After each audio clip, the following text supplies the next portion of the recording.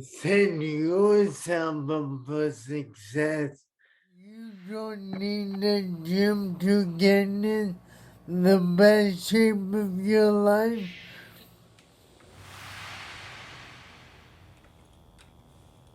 Now I can't guarantee that these tips will make it like being on vacation on the beach, but they will make it easier.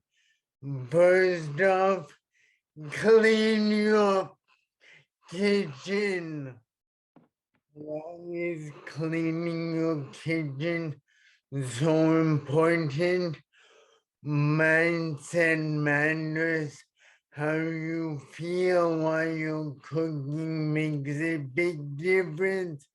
If everything is everywhere and you feel like a slob trying to wade through your crap, you're less likely to do healthy cooking and more likely to just grab something probably processed junk. So the first step is obviously clean your damn kitchen. And then you want to do a few other things.